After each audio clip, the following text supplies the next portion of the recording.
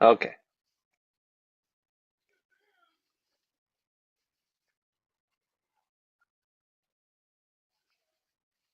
I'm not getting any audio at the moment.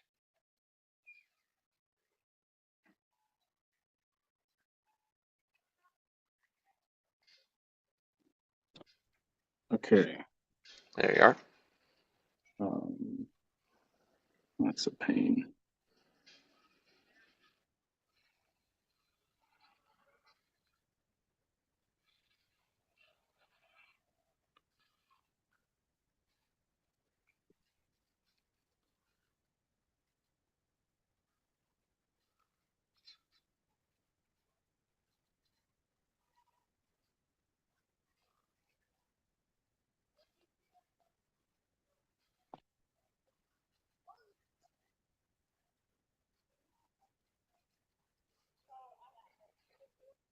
Okay. Let me see if this will work. Instead,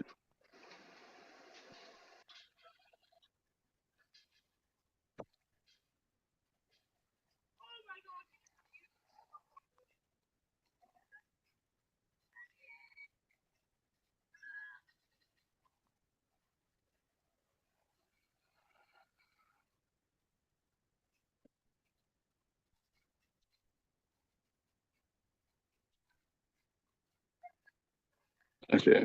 Oh,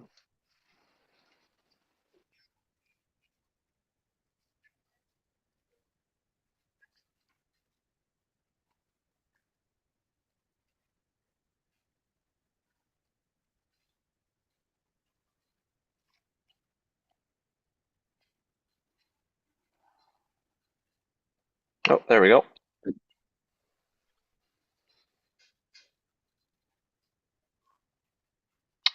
I don't see anything yet, but it says that the screen sharing has started.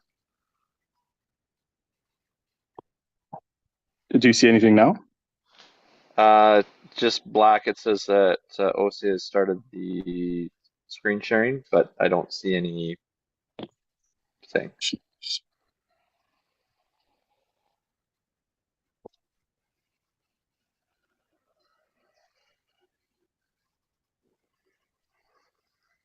Okay. Um,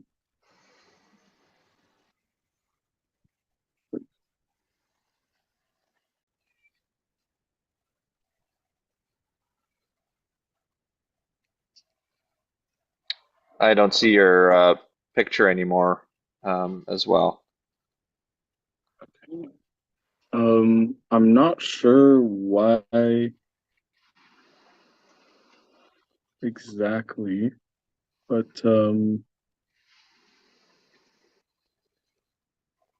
I think because of the screen recording, it's not Okay. letting me share my screen on. Okay. I've got to hold on one sec here. I'm going to turn that off on the Zoom side because we are live streaming and I can take that. So, okay, try it Okay. now. Okay. I will have to leave and jump back in on my computer, but it'll Okay. take 2 seconds. I'm just going to start the thing just so people can hop in because we're at 7 now. So, All right. but yeah.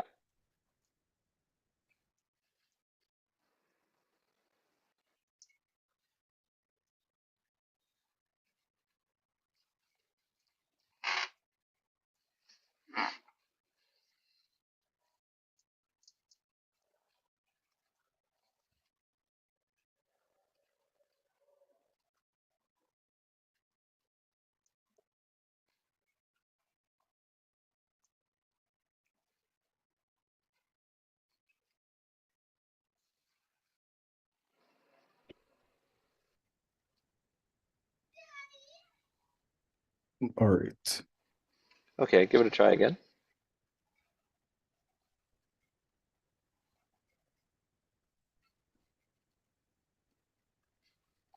For those of you in attendance, we're just working through a little technical glitch with some screen sharing, but we'll get started here shortly.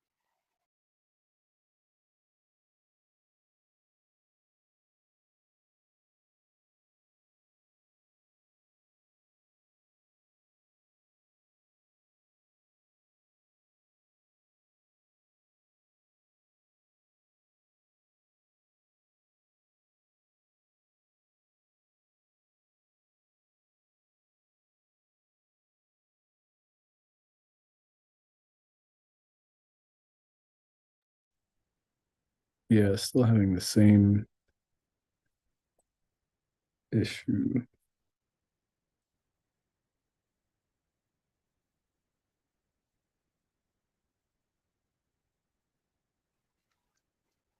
I wonder if because it's being live streamed, do you think that would still Yeah, it block? might be.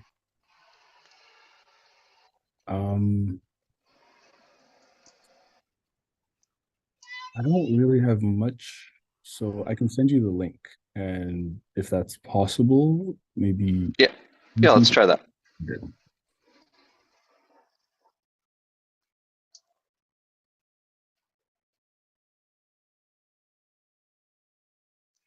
Are you just sending by email or just in the chat?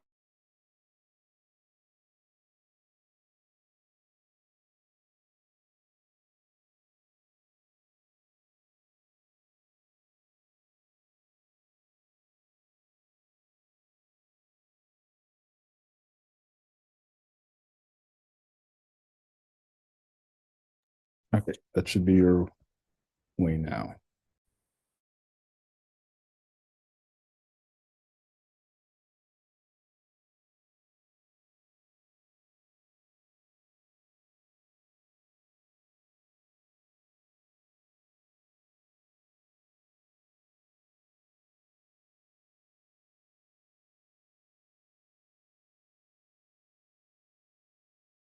Okay, I can work with that. So yeah, just let me know. Uh, Rosemary is asking where I am, and I'll explain that here in a second. Uh, yeah, so you just let me know, and I'll turn it on, share my screen, and we'll make it work that way. All right, sounds Sounds good. good. All right. Okay. So with that being said, Oki, hi. My name's Stephen Ford. I'm the manager of engagement for the Allied Arts Council of Lethbridge, and I am not in Lethbridge at the moment. Um, and we normally start this with the land acknowledgement, and I still will. That most of you are gathered on Treaty 7 territory, lands of the Blackfoot people. I am not. I am in Sicamous right now on a sort of mini vacation, but still participating, obviously, in the artwork session. And something I learned in doing so is that I didn't know that in Sicamous there is no treaty for this area. So something that I do kind of mention when I bring up land acknowledgements is it's important that they're not just about words, right? Words are one thing, but it's in the grander scheme of what reconciliation is and should be, it needs to be more than words. And clearly, me not realizing that I'm not on treaty lands is a point of ignorance that I need to correct. So I am going to resolve to fix that and learn more about uh, just learn more about this. So anyone who has not been to one of these sessions before, this is artwork, sort of the branded session for artist development that we do with the Allied Arts Council. So various topics and just sort of developing your craft within the art world. And today we have our very special guest that we have is Ose, make sure I pronounce the name correctly, Irete, who is a reporter and photojournalist with over a decade of experience. He has an undergrad in anthropology from the U of L and a visual journalism grad diploma from Concordia in Montreal. And sort of what we're talking about today, I'll let Ose kind of really explain it, but just in a nutshell, we're talking about the sort of the connection between arts and media. So without any further ado, I will pass it on to Ose and let him do his presentation. And thank you so much, Ose, for being with us. Yeah, thank you for having me. And thank you to everyone who is joining us. My name is Ose Irete. I guess Stephen now would be the time to start the presentation sharing. But yeah, I wear several hats. Some of you may know me as for via my day job, which is I work as a journalist for the CBC. Um, But yeah, I do a lot of different things. I am a photographer primarily. Okay, here we go. Here's the presentation. Um, yeah, so if you could just click over to the next slide. So I get called the CBC guy a lot, which is funny. But I'm like, that's my job, not not the CBC guy. But I guess this is a little smorgasbord, a little tasting of who I am. Top left, I was born in Nigeria. This Nigerian flag of the green, white, green. Lived there for about half my life.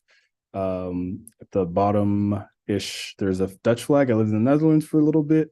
And on the right ish bottom, there is the Welcome to Fort McMurray sign, which has changed now. It's not as fun anymore. That old one used to say we've got the energy, but that's the first place I moved to in Canada before moving to Lethbridge to attend the University of Lethbridge, where I got an undergrad in anthropology. Um, then yeah, some of my favorite things. I'm a photographer primarily. That's like the thing that I love. And the first job I had with the CBC was as a photojournalist, but I do lots of other stuff now. And that's still the thing that I like. I always have a camera on me pretty much, and I'm always taking pictures. The rest is just some things I love. Far left, I love green. That's my favorite color, at least at the moment. Specifically, these shades of green. Very enjoyable. Not like a highlighter. I like a sage or a forest green. I like to read a lot, so my favorite book is The Dispossessed by Ursula K. Le Guin, who is my favorite author. If you haven't read any of her books, you should. They're very good. I like cooking. On the right, it's my favorite knife shape, which is a Santoku knife. I like a rocking tip knife. And I love candy. I eat a lot of candy. And currently, I'm running through packs of Haribo Star Mix, the UK kind or the European kind, because the North American one doesn't have the eggs in it, which is really sad. I did my post grad in visual journalism at Concordia University. That Man in a Robe is a rapper named Hef. It was the album Heffermo, which is my favorite, one of my favorite albums ever. And next to the University of Lethbridge logo is the state flag of New Mexico, which I've never lived in New Mexico. I've never been to New Mexico, but I love flags, and that is one of my favorite flags. I think that might be my favorite flag ever. So yeah, and also I'm a big soccer fan, and I love Arsenal. That's my favorite team. So at least if you didn't know anything about me besides being the CBC guy, now you know a few more things. So hopefully that is helpful. But if we switch over to the next slide, yeah. So like I said, a lot of the work that the main work that I was doing for the CBC, first of all, was photography. Um, and yeah, a lot of that is photojournalism. So I was going out and photographing events, photographing protests, taking portraits of people for um, to accompany stories that were going out, and that was super fun. Like I felt like I was stealing a living because I'm like I'm getting paid to take pictures. This is hilarious. I would be doing this anyways, but a lot of the work like that, I think that work represents maybe about 5% of my photography. I tend to most of the photos I've taken or I take are photos of people around me, photos of my friends, photos of my family, photos of just stuff I see. Like I said, I pretty much always have a camera on me. And even if it's not like a camera in that sense, thanks to the beauties of modern technology, we have these. And I always have pretty much always have my phone on me. So I'm always taking pictures. And I'm really interested in personal storytelling. Which is, I think we can switch to the next slide. And I want to talk about this a bit today because I think when we think about like if you're an artist and you're thinking about media, um, often it's through the lens of like branding. So you got to brand yourself. You got to have a brand. What is your brand? How do you how are you kind of selling yourself? Which feels very horrible to say, but how are you putting yourself forward? And I will tell you, I am personally very bad at it, especially when it comes to social media and using social media to kind of promote myself or promote my work.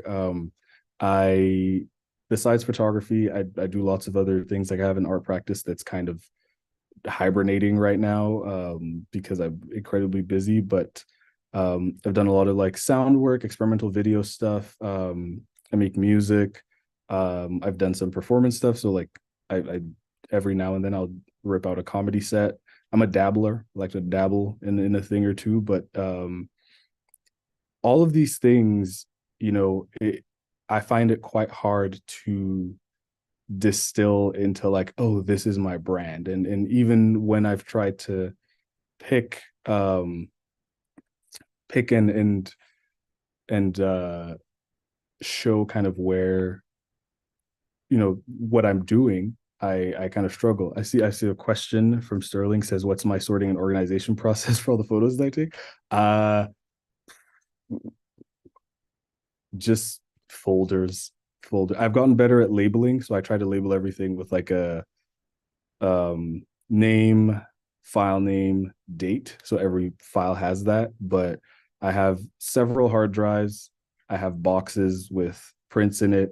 And just, yeah, it's kind of all over the place. I need to do better. But what someone actually once told me was that most photographers are quite unorganized with their photography. It's usually archivists that sort it out afterwards. So that made me feel a lot better. But yeah, that's kind of my process. But yeah, a lot of it is just that personal storytelling. And because so many of the photos I take are tied to my personal life, I've had to learn how it's kind of an exploration of me telling my own story constantly. And so I'm going to share some of the stuff that I've dealt with or gone through, some of the things that have happened with me as a journalist, but also as an artist, and how those things intersect with maybe some of the lessons and takeaways that I hope you guys take away from today. But to start, I guess I can tell you about like my journey into media felt incredibly convoluted. It was like looking at point B and being at point A, looking at point B, but instead of going directly, doing the whole like I worked as a youth worker. I was kind of chasing um all over the place. But yeah, it was really kind of convoluted, and a lot of what I do is driven by interest. And so, like I said, trying to distill that into a brand or even like a general direction is quite hard. So I was always just like, just keep doing, and then hopefully something will come of it. But if you go on to the next slide, yeah, okay. Just some examples. So this is more of the photos I take just in my life. Like these three photos were all taken on my phone, just kind of casually. This on the far left is just a photo of my roommate from when I was towards the end of university. He was playing FIFA, I think, on the PS4, and in the middle is my friend Maggie, also from around university, and she just had a pack of cigarettes. And I found it funny because she would get people to bring her Newports from the States because she's from the UK, and so she smoked menthol cigarettes. And this is to the right is my friend Sam, and we were just at a lake, and he was sitting down. The light looked good. I said, "Just keep sitting," and I took a quick picture on my phone. So yeah, a lot of that personal storytelling.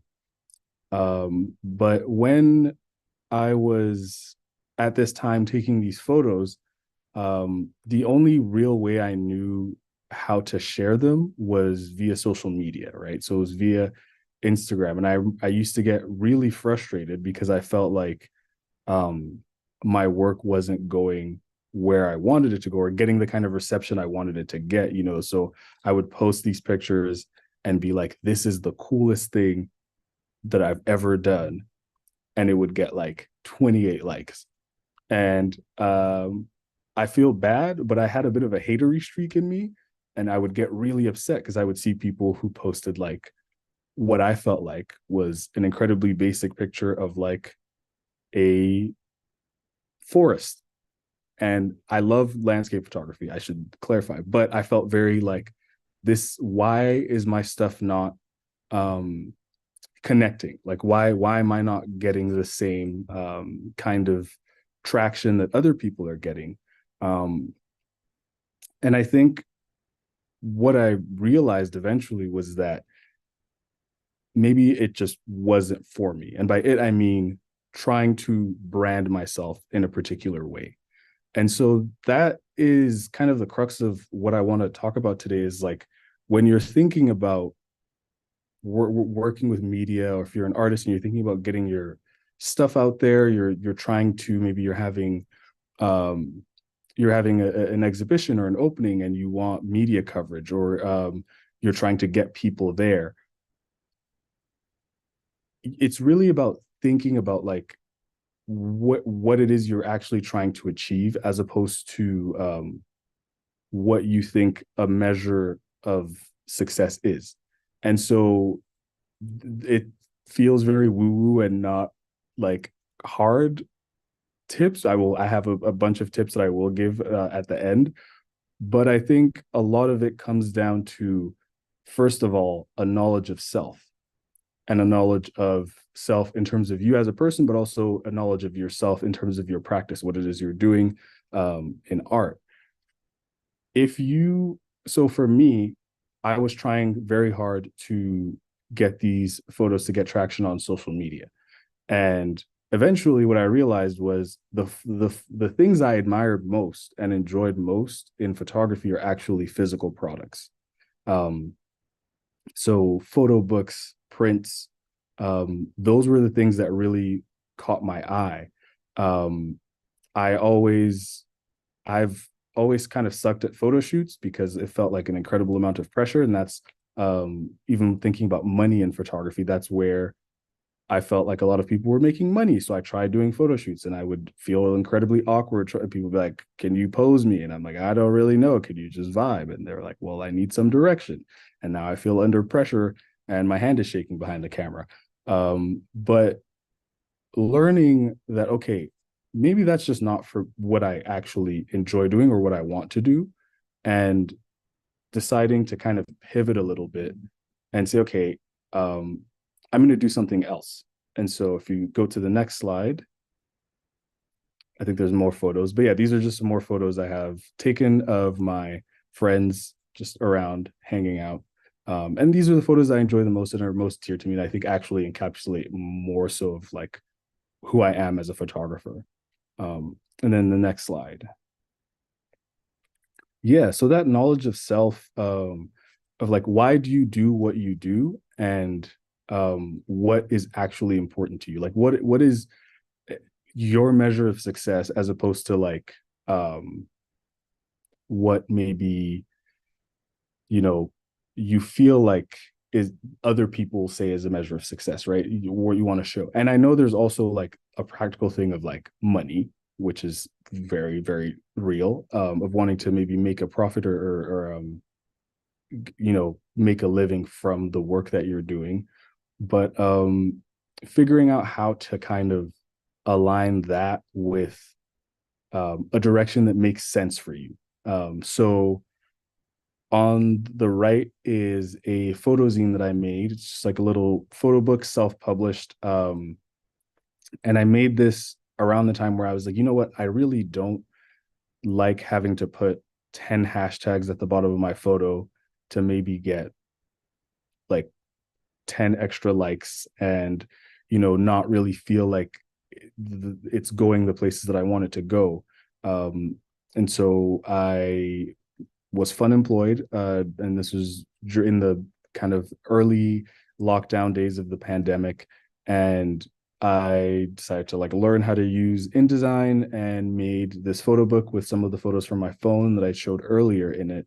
And in doing that, like I was able to make some money off of it. I think I sold around 100 copies of it, about $20 a pop. I was fun employed, like I said, so that was way more money than I was making, um, anyways, which is zero. And from there, I had that skill, and I realized, okay, this is the thing I want, and this is the thing I enjoy doing. And so as a group, when I was back in Lethbridge, so at the time I made the photo book, I was in Calgary, and I moved back to Lethbridge, and my friends and I were talking about, something that we've been talking about for ages, which is, doing something as Black people in Lethbridge and putting something together. We'd wanted to do gallery shows, and we talked about it for years. And then because it was, during lockdowns, we couldn't necessarily have an event. So what we decided to do was make a zine, just like a little magazine with Black creatives called We're Here Too. And so we sourced, we asked for submissions. We were able to get some funding through LPERG, to cover costs and pay people a little bit. And I think this is where it gets into some of the stuff that I want to talk about with your relationship to media as an artist. So the first thing is you got to do something.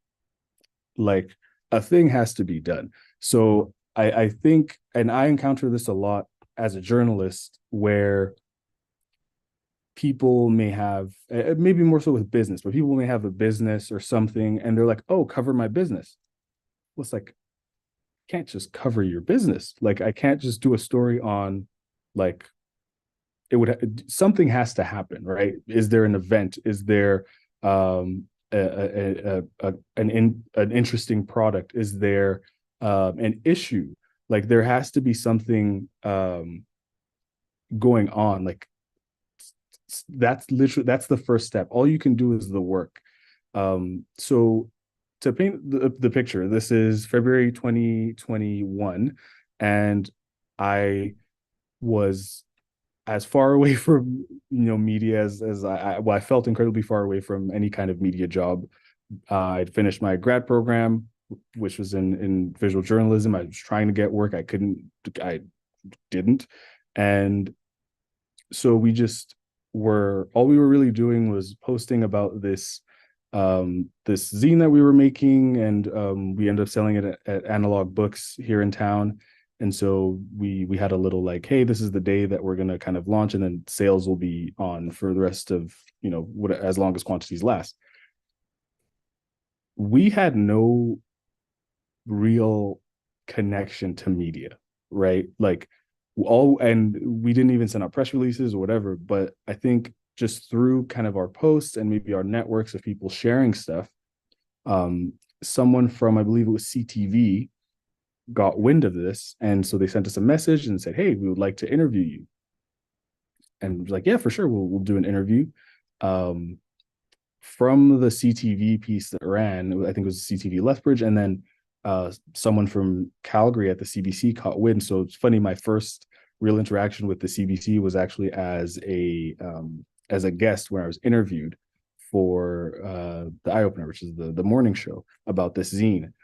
And so I wanted to tell that story because there wasn't much more that we did than do the work. There's a bunch of factors that I'm now, being in media, I can tell factored into like us getting this story running and people thinking it was interesting. But all we really did was just the thing, which is like the most important part of everything, I think. But there's also a few other things. So although personally it is a gripe I have, and I talk to the higher ups about this all the time, but we put this zine out in February, which is Black History Month, and we were a group of Black creatives doing this. That is a tie-in for media, right? So if as much as I would like, Black people to be included in everyday coverage of news, there is a thing where in February, everybody is frothing at the mouth for Black people. They're like, we've realized Black people exist, and now we need to put them on the news. And so having our project come out at this time meant that there was like a big tie-in. We were also really, really big talking about joy. Like the zine was full of photos of joy of just Black people around Lethbridge. So the tag was Lethbridge through the eyes of its Black creatives. And so it was just people, sharing their everyday lives, which is something that isn't really seen when it comes to Black History Month, because often a lot of the narratives and all the stories involve trauma and pain and sadness. And so having this was a different angle. And if we go to the next slide, and this is just a question of like, who would you like to know about what you're doing? Like, who would you like to know about it? And I think that's a good place to work backward from if you're thinking about media, right? Like, so when I was making my personal little like photo book that I was selling, I was making it with people like me in mind who enjoy physical products, who want to have a small coffee table book, or people who also um like people who buy local art, right? And so, that was just something I did through a lot of like social media sales. Like I just posted it and was trying to share it and stuff. But um I would think about now, like, okay, who would I like to know about it? People who, purchase art, those kinds of things. Where do those people go? Where are those people?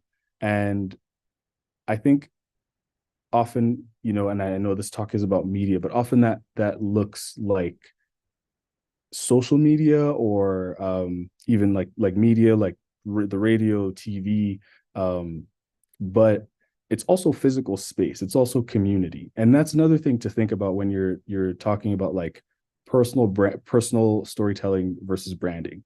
Um, I know this about myself. Part of my personal story is I'm a guy that knows people. This is before I was a journalist. I talk to random people all the time. I do a lot of random stuff. So I'm the guy that knows a guy. So like that's a thing I know about myself that I'm able to leverage when it comes to me like doing anything, right? I feel like I have a big enough network that I'm like two people removed from anywhere that maybe I need something to go. Um, there are people who may not have a big social media presence, but you are present in particular parts of your community, right? If you are a member of maybe a religious community, or you play a sport and you're really active in that community, like those are all things that are part of your personal story. And as creative people, you can get creative about how you use that. And I don't like using the word leverage because it feels like I'm doing CEO speak, but how you leverage that to help you and to kind of like share your stuff. And then if we go to the next slide, um, yeah, so beyond like, all the frou-frou stuff, like know yourself, know your practice, know where you want it to go. There's also some practical tips, and I have some written up here, and there probably will be other things that come from my brain, but the first thing is press releases and emails. This is kind of, I think, media 101y, but from my work, I didn't realize how many people don't know about press releases or how to write press releases or where to go for them, or send them. So yeah, just press releases or just like an email out is the first place to start. And I will tell you from my perspective and the perspective of many journalists, the number of times people roll their eyes reading press releases is hilarious, because people try to make their thing sound like the best thing ever, uh, which is not the point. The point is to make your thing sound like your thing, right? So I always joke like it's always like three adjectives, right? It'll be like, come join us for the most exciting, dynamic, uh, you know, life-changing event, and it'll be like a bake sale. It's like, okay, pump the brakes a little bit, but try to find what you think are the like most interesting things about your whatever it is you're doing, whatever it is you're trying to communicate, and really put those at the forefront. And maybe it's worth, and this is something else that it's linked to another point down there, maybe it's worth actually checking with someone else that isn't you, or checking with someone else who is completely removed from whatever it is you're trying to share, and just have a conversation with them about it and then see what they find most interesting. right? Because sometimes we're too close to a thing. And I have this issue myself because I'm a bit of a nerd about certain things. And so I'm trying to pitch stories and I'm talking to people about urban planning and land use bylaws, and their eyes are glazing over in the meeting and no one wants to do that story now. But I'll have a conversation with one of my colleagues and I'll say something and they're like, oh, that's really interesting. Like that's the part you should lead with.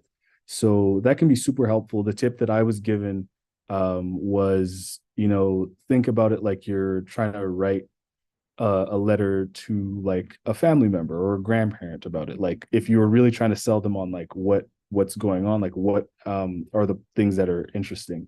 And yeah, I see someone's written in there. They started a list of local media in Southwest Alberta, and that's really good. Like I give out my card very willingly, and a lot of journalists do because you never know when a story is going to come from, where a story is going to come from. But even if you don't have personal, direct contacts for journalists or people working in media, usually every organization has like a news tips story coming in page, that kind of thing. So, and then you can find those fairly easily if you know of a media organization that you would like your stuff to go to. Send like look it up, and you will find like either news tips or whatever. Just poke around their page, and you'll be able to find it. The next thing is be available. So something that I've encountered a few times, which is really funny, is someone will send out a press release, let's say on Monday, and if it's not for like sometimes people hold press conferences or it's for a specific event or whatever. But if it's not, and it's just generally like, okay, this is a thing that's happening, and if you'd like to talk to me about it, call me. And then you call, and it's like, oh, I'm not available for the next 2 days. Media works very fast. I always say, like, media is a creative field, but as a journalist, you're more of an artisan than an artist. So people are trying to like, and the news cycle can be incredibly quick. Like people are going out to do stories, and your interview is at 12 and you're trying to run something at 4, right? Like there's incredibly quick turnarounds that happen. So if you're putting out information saying, hey, come talk to me, you have to be there and ready to talk like right away.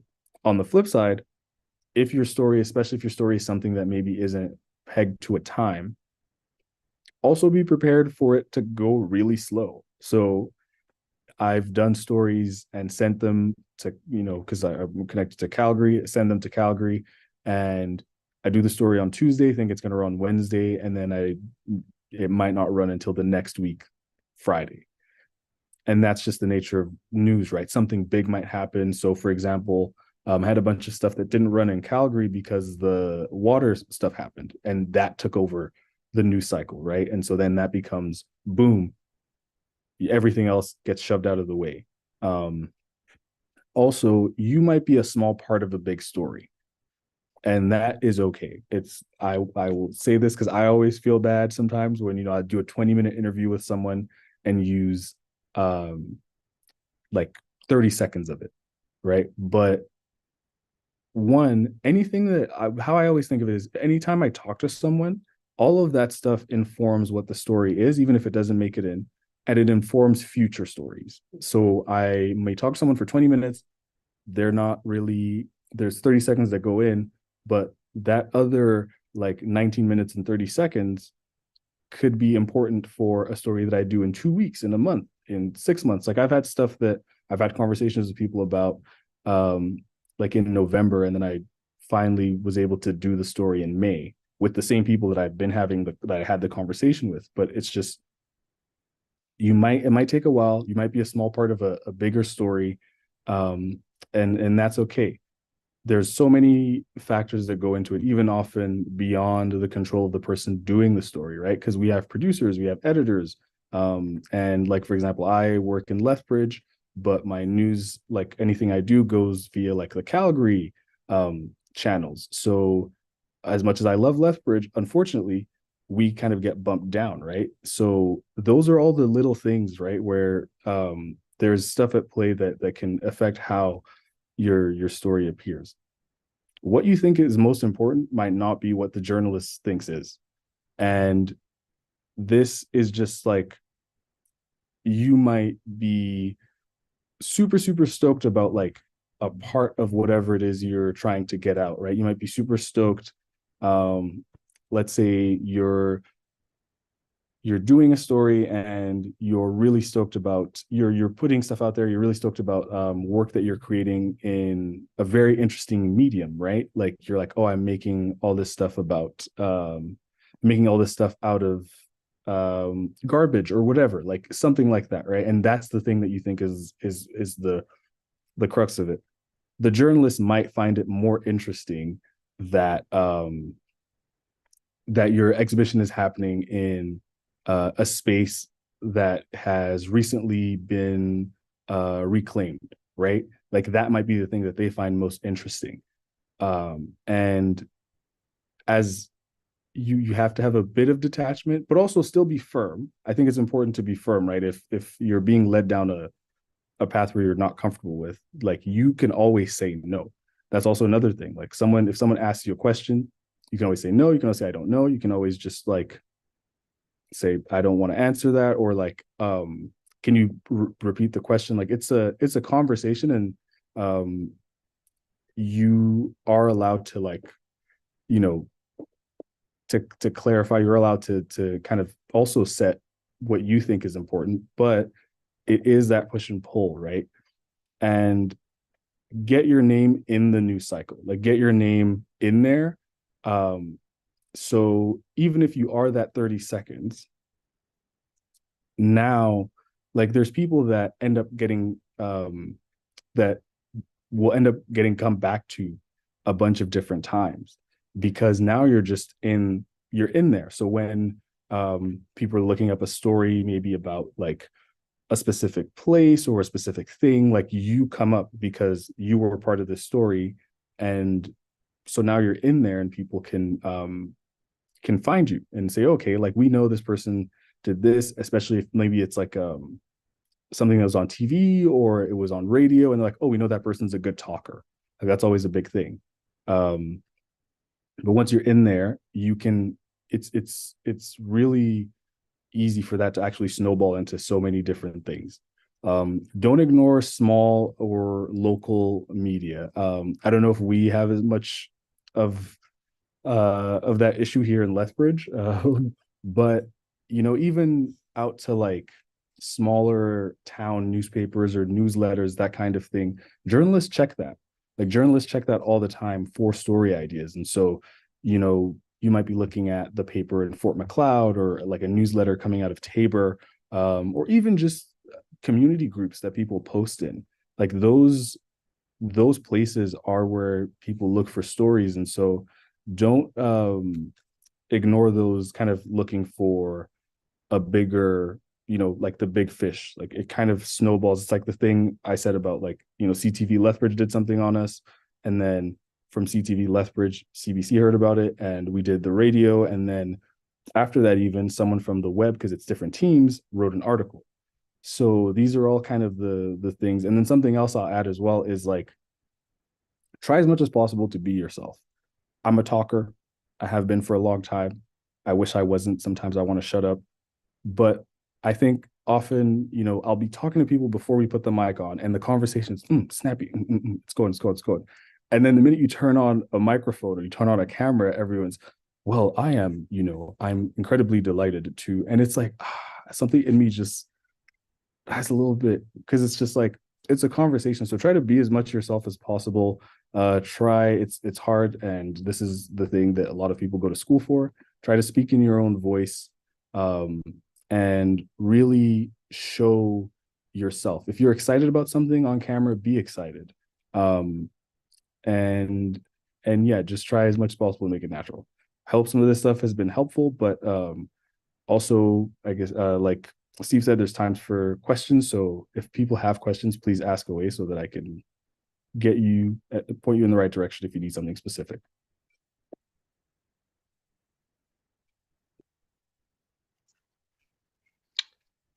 Okay, so you're ready for questions, I'll say? Yeah, yeah, I am. Okay, folks. So, yeah, if you have any questions, just pop them in the chat, either the chat or the Q&A, either one of those sections there, and we'll get going with those. I guess I can get kind of the ball rolling with that. Turn on my camera again here. Um, so we talked about press releases and that a little bit. Something that I actually learned recently with the new job here with Allied Arts is white sheets. Can you just explain that a little bit to folks? I don't know if I am using different terminology, but I might need you to explain that to me a little bit. Okay, yeah, so the basically just a sheet that can be given to like if you're having a lot of media say come in and talk to you for say a media scrum, just having all that information sort of collated in there to as like a take home for the person so you can kind of get your point across. Say Yeah. you're hosting an event and you're trying to get people involved and just so your message is clarified kind of. Yeah. So yeah, we get those a lot, like usually the city, for example, or if there's a big event. And it's super helpful because you have to think from your end, you're trying to make that media person's job as easy as possible. Like I said, the schedules and deadlines are so quick. Um, and so yeah, having your information handy, not just in a press release, but if you can give that to someone, sometimes when they do press conferences, people will send out afterward like a summary, right? So if whatever has been said, you send that out again, so then it's easy for people to reference and to get that. It makes their lives easier, and it's also beyond like the actual logistics. I think a lot of stuff is also a feeling thing, right? If you're at work and you go somewhere and you're like, huh, this person made my life much easier. Now when some like if I see a pitch from that person again, if I see something from that, I might be more inclined just because I know there's a level of like ease that will come with that.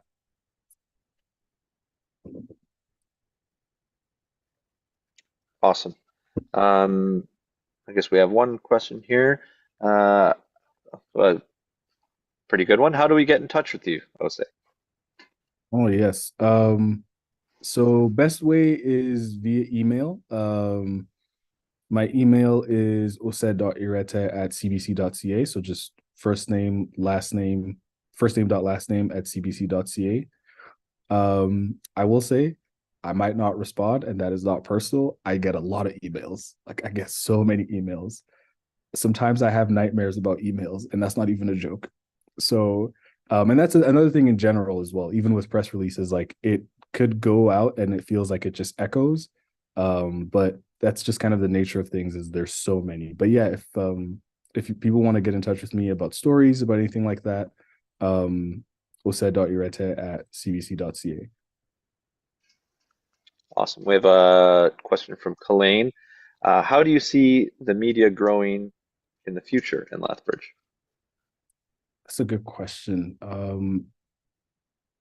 It's interesting. I think we have the big thing I've noticed in general is a lot more independent media everywhere, and so I see that kind of growing a bit to a point that's a bit more consolidated. So instead of like you have your kind of like small media organizations and stuff, but I could see um people who are quite passionate banding together to just do things that are very specific and hyper local. And maybe I don't know if maybe that's what I see or what I would want to see, because I'm a big fan of stuff that's very much about telling a story of a place. But I could see quite a bit of that happening. Unfortunately, with mainstream media and cuts, like anytime I talk to people who've been journalists for 30 years, 40 years, they talk about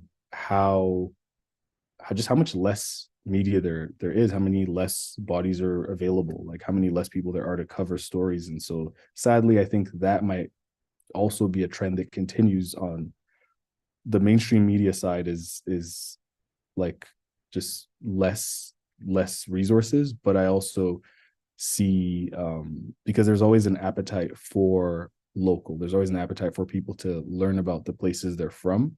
And so hopefully we see independent media, smaller media organizations I could see stepping up to fill that void. Awesome. One question, it kind of seems to be a theme with a lot of these artwork sessions. And how do you see the implications of AI affecting kind of what you do? Or do you see any sort of worry with that? Um, yeah, it's interesting. Like I funny enough am like I'm simultaneously like scared of AI, but not even in like a practical way, just in like a horror movie way, and also don't think about it super often. So I have to dig a little, but maybe the idealist in me feels like there's a level of I think how I explain my job, especially working for the CBC, is like I think my job is explaining like my little piece of Canada to Canadians. So, and I think this is also actually tied to the question about how I see media changing, is because I think what people really need right now is explanation and context. So, um, you can find what is happening very easily. Like you can just look it up. If you have a Twitter feed, Instagram, whatever, you can find just like this event happened, this thing is happening. But what's really missing and important is that like why is it happening? What is the context for it? So the idealist in me sees there's a part of me that sees like AI not necessarily playing a role in that, because like I think that's something that requires just people. But I also see like a lot of streamlining probably happening with those like, and it's going to happen from, because you know if you look up any newspaper, any news website, you're probably going to just see a lot of stories that are 100 words. You know, this thing happened, this is that, boom. And I could see AI being quite involved in that. I know there's like research tools that AI is probably useful for, in terms of, no, I'm losing my train of thought. But there's like different applications. Like I've in the past done like experimental stuff for like video with AI, but that's also another thing with like making tech easier. So in terms of like cutting video and like cutting like editing photos, like using it that way as well. But I also work for an organization that's incredibly slow to adopt change. Like regional channels at the CBC we just got YouTube this year. Like like we use I love showing people the software I use. It's like it's literally older than me.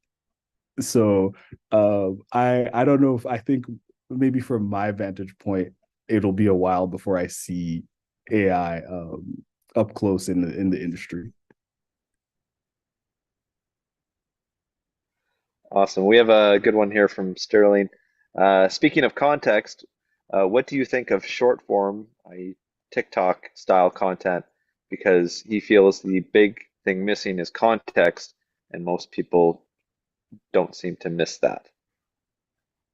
Yeah, it's I think so um along with YouTube, like a big push for where I work is TikTok.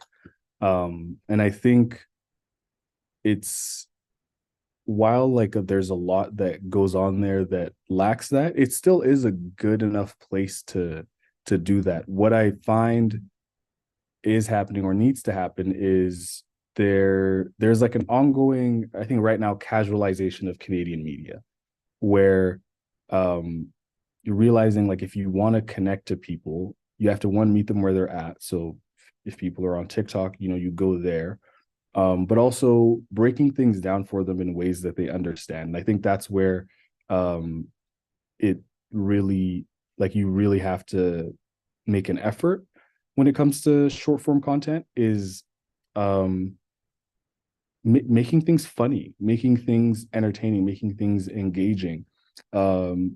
With anything like uh, social media, AI, at the end of the day, no matter how like I might feel about it, or you know, kind of the implications of these things, they're tools. And so we have to figure out how to get how to make those tools work for us, and how to make those tools, like how to use those tools to our betterment. So yeah, I think there there's a way to get like good information across on short form platforms. It is hard, and it takes also a mind switch for a lot of journalists, because people are used to working certain ways. But I'll also say, like a radio voice, or just like a radio story for radio news is 59 seconds. Like that's what we do. And TikToks can be shorter than that, but I think we're already kind of working in a world that it runs on like seconds. So yeah, I think it's more so just like making stuff more engaging, entertaining on those platforms that you can pull people in, and building trust again with the audience as well, so that they know that what you're telling them isn't just true, but it's like well researched, well put, and from a place of care.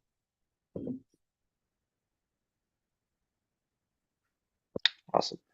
Colleen, you mentioned that your personal art practice is hibernating. Do you have something simmering that might have to come to light? I do actually. And one of so some of the there's one photo that I put in there that I don't think anyone else has ever seen, so that was kind of an exclusive. But um my my big goal is to put out a photo book. So I've been kind of I always said I would do it 10 years out. And I'm like, oh, it's 10 years, because the first photo that I want to include in that is, or the earliest photo that I want to include in that is from 2014.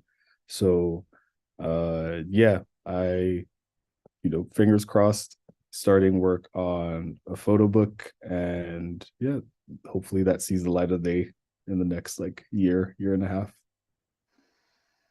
Like we all hope that. So, is there any other questions from participants? Going once, going twice, three times? Oh, do you see a role for art in today's political climate for social change? Yeah, I have mixed feelings about this. So I think on the one hand, when people have asked me the question of like, what do you think the role of an artist is, I often will say to make art. And I think a lot of that is informed by my own experience, because as as a black artist, there's often a like I think a lot of black artists get um social change thrust on them. So like your work is political just because you exist. Like because of who you are, your work becomes political.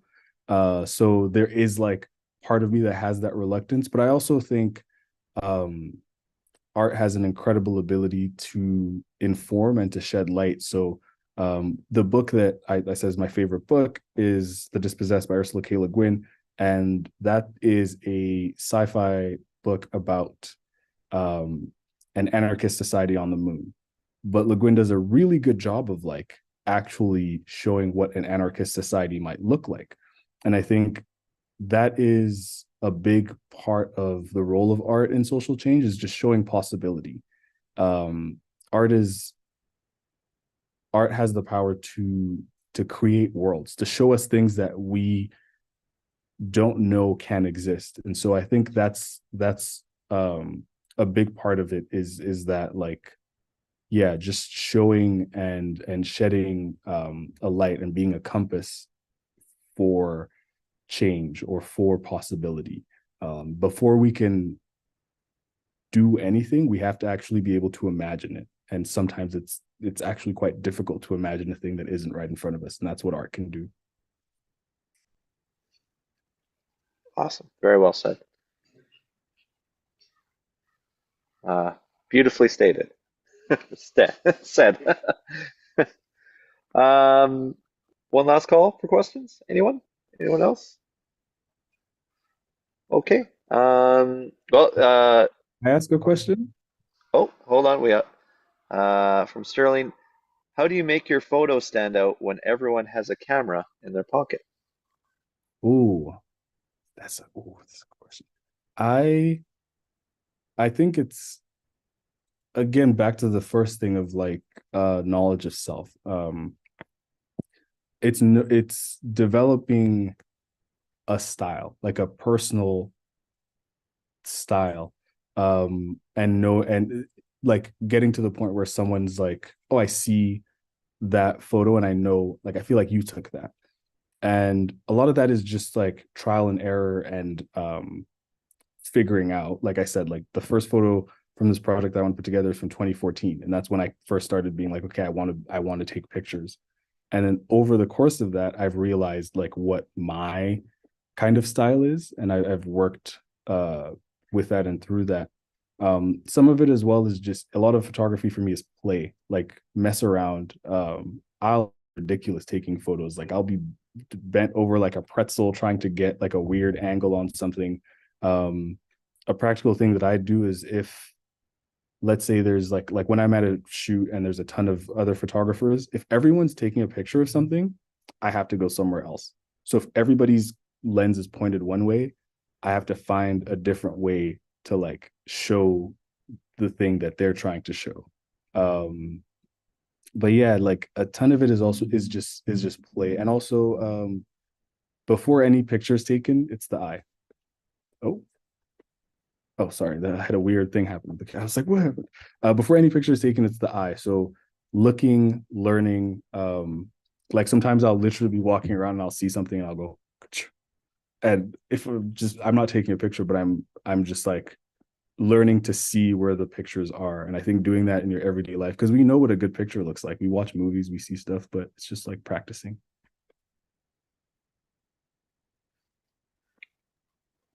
Well, thank you for attending.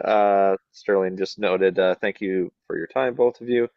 Um, Thank you, Ose. Again, you're an incredibly talented, uh, just totally engaging, wonderful person. And not only do we appreciate you doing this talk for us, but thank you for doing all you do in your job, because you do an outstanding job at what you do.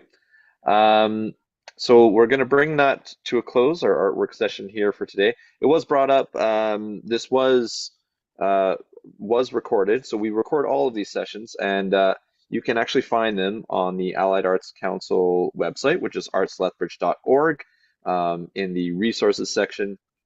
We're also on our YouTube channel, and we have all of our talks for going back years and years. So it's a plentiful resource of a bunch of different topics. We're taking a little bit of a break over the rest of the summer, so we'll be back with artwork the last Thursday in September. So please stay tuned to that, and we have some pretty interesting stuff coming up, one of which will be a talk on the dreaded, evil, dastardly AI that is on our horizon and how that involves the art world. Um, who knows? Uh, Sterling's asking, Ose, did you see Civil War? And what did you think of the role of photogs in that? Sorry, one more question. That's okay, Sterling. Oh, no worries. Is I'm guessing Civil War is a movie because Y- Yeah, it was and so the answer is no, because I it's like a bad habit now. I don't watch anything anymore, which is really sad. So I'm not even saying that to be pretentious. Like I struggle to watch stuff. Also, it's hard to watch stuff after working in media because I look at everything through the craft lens. So I'm hearing cuts and I'm like, could have, why did they move that shot and stuff like that. But now I will put that on my list, which is very long. But when I finally start watching stuff again, I'll watch that. awesome. It's on my list too. So, uh, cheers. Yeah, everyone, thank you so much for participating, and hope to see you down the line. Cheers.